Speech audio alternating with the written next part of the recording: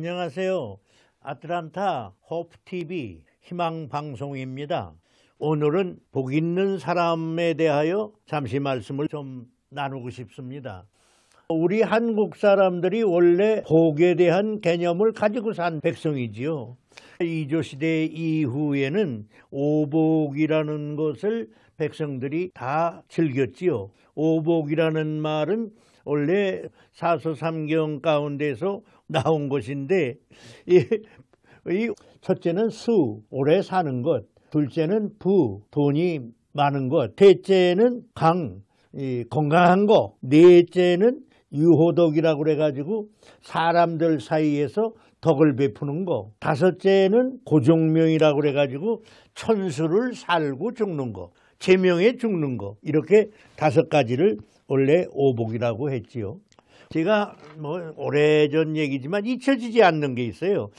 공군에 있으면서 야간대학을 다녔는데, 비록 야간대학이라고 해서 사람들은 그렇게 공부가 제대로 되겠냐 했는데, 제가 다닐 때는 그래도 예래 강사들 중에 참 훌륭한 이들이 많이 있었어요. 지금도 잊혀지지 않는 교수가 있는데, 박덕배 교수님이 한 번 이 행복에 대한 얘기를 가르치시는데, 행복이라는 거는 첫째는 배고픈 것이 없는 것이다. 배고픈데 무슨 행복이냐. 굶지 않아야 행복이고 뭐고 따지는 거지.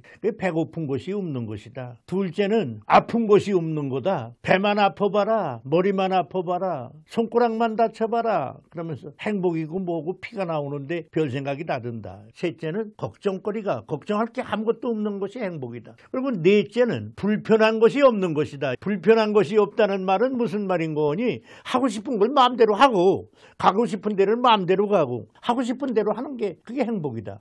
그런 사람이 어디 있나요? 성경에 복이라는 말이 많이 쓰여져 있는데, 시편 1편에 복 있는 사람은 악인들의 꾀를 따르지 아니하며 죄인들의 길에 서지 아니하고 오만한 자의 자리에 앉지 아니하며 오직 여호와의 율법을 즐거워하고 그의 율법을 주야로 묵상하는도다. 그런 말씀이 있습니다.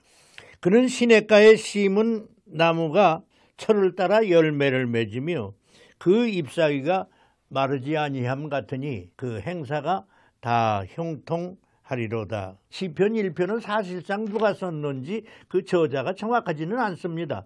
그러나 오랜 기독교 역사에서 다윗의 시라고 우리가 알고 있습니다. 다윗이 참 시골에서 목동이로 순박하게 컸지만 사무엘을 통하여 왕위에 말하자면 임관을 하고 그 사울 왕의 핍박을 받으면서 얼마나 고생을 했어요. 형들을 만나기 위해서 전쟁터에 가서 골리앗이라고 하는 장군을 만났을 때는 이 소년이 말이에요. 형들이 말리는 걸 나가가지고 물맷돌 5개를 가지고 골리앗을 때려 눕혔잖아요. 근데 이 다윗이 시편 1편에 복 있는 사람에 대해서 말했어요. 누가 복 있는 사람이냐? 1절 2절에서 복 있는 사람은 첫째, 악인들의 꾀를 쫓지 아니하는 사람이다. 둘째, 여호와의 율법을 주야로 묵상하는 사람이다. 이게 하나는 소극적인 면에서 얘기한 것이고 하나는 적극적인 면에서 얘기한 겁니다. 복 있는 사람은 소극적으로 악한 사람의 꾀에 빠지지 않는 거예요. 이렇게 웅덩이 파는데 빠지지 않는 거예요. 참 이걸 사실은 악인의 꾀라는 건 사탄의 수단에 넘어가지 않는 거예요. 사탄의 수단에 넘어가는 사람이 바로 우리 조상 아담 해와가 사탄의 수단에 넘어가지 않았어요. 적극적인 생활은 주야로 여호와의 말씀을 묵상하는 자로다. 이런 사람은 시냇가에 심은 버드나무 같다. 시냇가에 저절로 난 게 아니라 옮겨 심은 나무를 말하는 겁니다. 그러니까 시냇가에 심은 나무라는 건 그냥 냇물이 흘러오니까 계절이 되면 싹이 나고 자라나고 잎이 피고 꽃이 피고 열매 맺고 이렇단 말이에요. 그러니까 복 있는 사람은 열매가 있는 것이고 그 다음에는 그 잎사귀가 마르지 아니함 같다고 했으니 그 자손으로나 그가 산 라이프로나 그가 한 일이나 이런 것이 늘 푸르게 남아있다는 말이죠. 참 복 있는 사람 아니에요? 우리 신약 성경에서 예수님이 복에 대한 것을 처음에 가르치신 것은 마태복음에 기록된 8복. 이 8복은 심령이 가난한 자에서부터 애통하는 자, 온유한 자, 의에 줄인 자, 긍휼히 여기는 자, 마음이 청결한 자, 화평케 하는 자, 핍박을 받는 자, 이게 다 깊은 뜻이 있고 저도 몇 번을 공부하고 몇 번을 가르쳤지요. 온유한 자는 복이 있나니. 참 이게 얼마나 귀한 말씀인가. 이 복 있는 사람이 누가 복 있는 사람이냐? 오래 산다고 복 있습니까? 저도 오래 살았지만 오래 사는 사람 많이 만났는데요. 얘기를 나눠보면 아이고 한시 앞이 가고 싶다고.